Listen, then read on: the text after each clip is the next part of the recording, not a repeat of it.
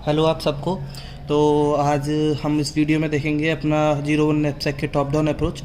तो ये हमारी सेकंड वीडियो है। इससे पहले वीडियो में हमने देखा था इसका इनिशियलाइजेशन पार्ट, कि हम इसमें इनिशियलाइजेशन किस तरीके से कर रहे थे।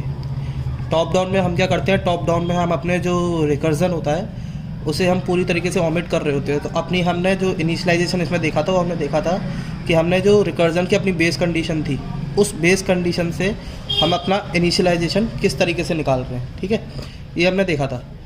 तो आज हम देखेंगे कि हम, ठीक है, हमने इनिशियलाइजेशन देख लिया। आज हम देखेंगे जो अपना जो उसमें रिकर्जन होता था, अब रिकर्जन को हम कोड में कैसे चेंज करेंगे, मतलब अपना पूरा कोड वेरिएशन देखेंगे कि अपना पूरा कोड किस तरीके से वेरी करेगा। ठीक है, तो रिकॉल कर लेते हैं बेस कंडीशन क्या थी। तो देखो, रिकर्जन की जो बेस कंडीशन थी वो थी ये बेस कंडीशन।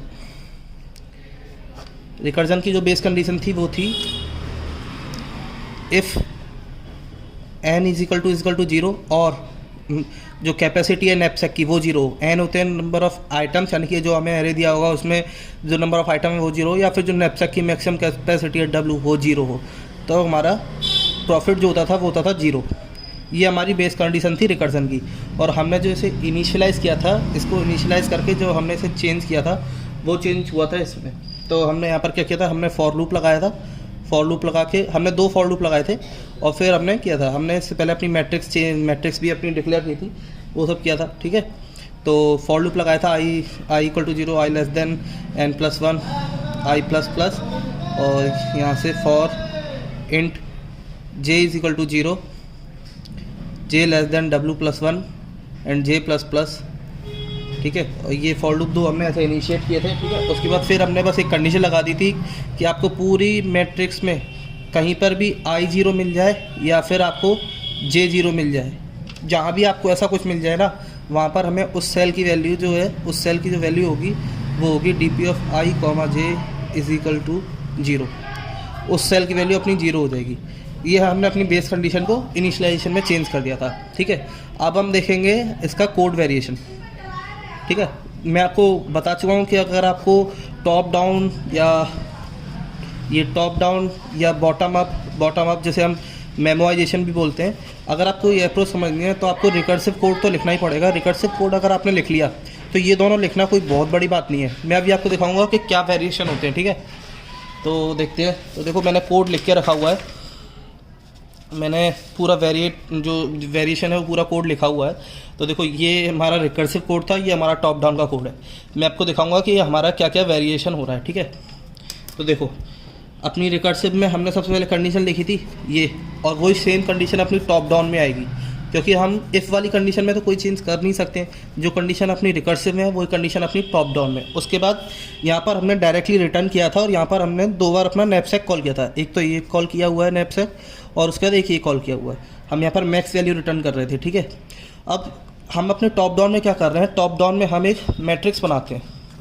टॉप डाउन में हम क्या करते हैं, हम एक मैट्रिक्स बनाते हैं, और उस मैट्रिक्स में हम अपनी वैल्यू स्टोर करते जाते हैं हर सेल में, इस सेल में, इस सेल में, इस सेल में, हर सेल में वैल्यू स्टोर करते जाते हैं। और लास्ट में आके जो हमें सेल की वैल्यू चाहिए होती है, जैसे लास्ट सेल की वैल्यू चाहिए होती है, उस वैल्यू को हम रिट्रीव कर लेते हैं, और हम रिकर्जन कॉल नहीं करते।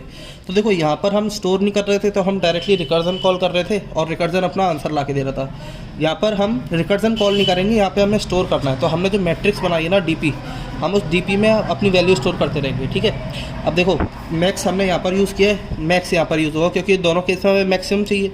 ठीक है, हमने सबसे पहले अपना जो हमने अगर एलिमेंट इंक्लूड किया है तो उसकी वैल्यू प्लस कर रहे हैं नैपसैक में, वही सेम कंडीशन यहाँ पर है कि हम अपने नैपसैक में अगर एलिमेंट इंक्लूड किया तो उसकी वैल्यू प्लस कर दिया। ठीक है, अब हमने यहाँ पर रिकर्जन कॉल किया है। देखो, यहाँ पर वेरिएशन आएगा, हमने यहाँ पर रिकर्जन कॉल किया है, knapsack weight value W of weight and n-1। ठीक है, यहाँ पर हम ऐसा नहीं करेंगे, यहाँ पर हमने डायरेक्टली वैल्यू प्लस कर दिया, और उसके बाद उन दोनों, मतलब हमने टेबल की वैल्यू ले ली। मतलब क्या था कि जैसे कि मैंने इस वाली वैल्यू को लिया, ठीक है, अगर मैंने इस वाली वैल्यू को प्लस किया है तो मुझे इसकी प्रीवियस वैल्यू चाहिए ना।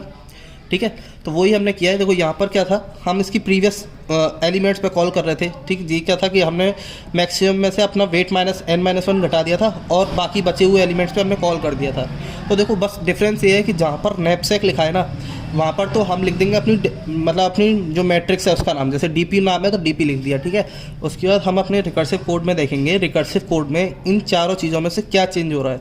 इन चारों चीज़ों में से ये चेंज हो रहा है और ये चेंज हो रहा है। तो ये दोनों जो होंगे ये हमारे डायमेंशन हो जाएंगी, देखो n-1 और ये W माइनस वेट -1, ठीक है, सेम है, कुछ डिफरेंस नहीं है। अपना जो रिकर्सन है ना, रिकर्सन में जहाँ भी नैपसैक है, नैपसैक की जगह पे अपनी मैट्रिक्स का नाम लिख दो और जो भी आपके वेरिएबल चेंज हो रहे हैं उन वेरिएबल को मैट्रिक्स की डायमेंशन बना दो।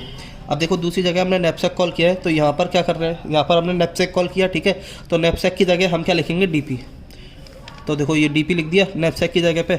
उसके बाद इसमें W और n-1, ठीक है, तो W की जगह W आ गया, n-1 की जगह n-1 आ गया, ठीक है, सेम है। मतलब हमने जो मैट्रिक्स बनाई थी वो DP, उसका क्या था, हमारे जो डायमेंशन थे वो n, W थे ना, तो ये n और W पे वेरी करेगा ना। तो आपके रिकर्जन में आपने जहाँ भी रिकर्जन किया है, रिकर्जन कॉल किया है, रिकर्जन कॉल में जहाँ जिस तरीके से भी ये दोनों चेंज हो रहे हैं ना, वही आपकी DP की वही आपकी मैट्रिक्स की डायमेंशन हो जाएंगी। यहाँ पर ये चेंज हो रहे थे W minus weight n-1 and n-1, तो यहाँ पर भी W minus weight n-1 n-1, यहाँ पर W और n-1, तो यहाँ पर भी n-1 और W सेम रहेगा, ठीक है। जैसे ही केस यहाँ पर है, देखो एल्स में आए, एल्स में हमने रिकर्जन कॉल किया है नैपसैक, ठीक हो, सॉरी, एल्स में हमने नैपसैक कॉल किया है, तो नैपसैक की जगह हम क्या लिखते हैं, मैंने आपको बताया कि नैपसैक की जगह हम DP लिखेंगे, ठीक है, हमने DP लिख लिया और ये दोनों चेंज हो रहे हैं W और n-1, तो n-1 और W, ठीक है, इतना हो गया। अब क्या है कि अब यहाँ पर हम रिटर्न कर रहे हैं, ठीक है।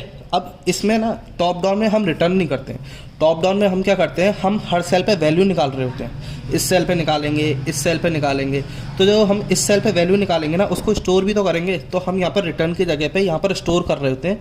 DP ऑफ n, W में इसका रिजल्ट स्टोर हो जाएगा अगर हम एलिमेंट इंक्लूड कर रहे हैं। अगर उसका वेट ज़्यादा होता है, जैसे कि यहाँ पर कंडीशन क्या थी कि अपना जो लास्ट एलिमेंट है उसका वेट अपने मैक्सिमम कैपेसिटी से कम है या बराबर है, तो ये कंडीशन थी और हमने उसकी वैल्यू n, W में स्टोर कर ली थी।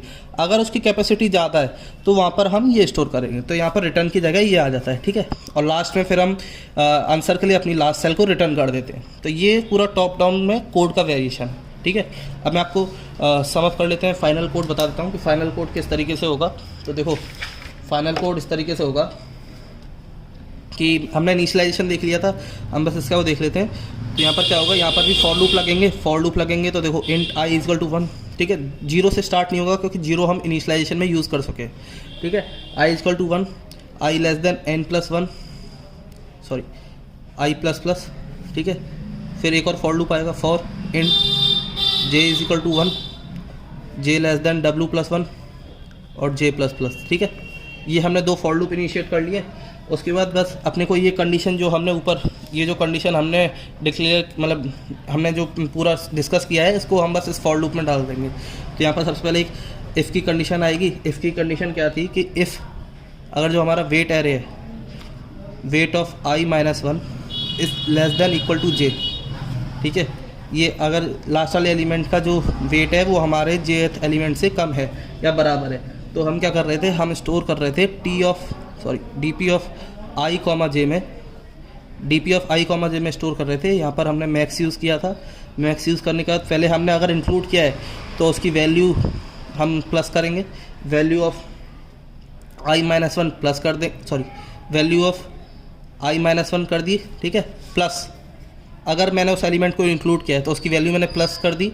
उसके बाद अब मैं कॉल कर दूंगा DP of i-1 and j minus weight of i-1, ठीक है, क्लियर है, इतना हो गया, ठीक है। ये अपना एक केस आ गया जब हमने एलिमेंट इंक्लूड किया है। अगर एलिमेंट हमने इंक्लूड नहीं किया है तो क्या आएगा, DP ऑफ i-1, j, ठीक है, ये अपना यहाँ पर आ गया। और एक एल्स की कंडीशन आ जाएगी, एल्स की कंडीशन में DP of i, j is equal to, यहाँ पर सिंपल आ जाएगा DP ऑफ i-1, j, बस, ठीक है। ये अपना अब अपने फॉर लूप बंद कर देंगे। ये हमने फॉर लूप बंद कर दिए और लास्ट में हमें जब n अपने एरे में पूरे n एलिमेंट है तो अपने को जो हमारी जो मैट्रिक्स बनी थी, इधर n था, इधर W था, तो अपने को ये लास्ट वाला सेल रिटर्न करना था ना, तो लास्ट में रिटर्न कर देंगे कि हमें रिटर्न करना है, तो रिटर्न यहाँ पर T of n, DP of n, W, बस सिंपल, ठीक है। ये अपना कोड वेरिएशन हो गया। एक बार दोबारा देख लोगे आप, इसे देखने से पहले एक बार इनिशियलाइजेशन की वीडियो ज़रूर देख लेना, ठीक है, फिर ये देख लेना, आपको कोड वेरिएशन एकदम क्लियर हो जाएगा। कुछ नहीं है, आपको बस रिकर्सिव कोड लिखना आ गया ना। अगर आपको रिकर्सिव कोड लिखना आ गया तो आपको मेमोइज्ड कोड भी आ जाएगा, मेमोइजेशन भी आ जाएगा। मेमोइजेशन में भी कुछ नहीं है, ठीक है। और आपको टॉप डाउन भी आ जाएगा, बस आपको रिकर्सिव कोड लिखना आना चाहिए, ठीक है। तो thanks for watching this video.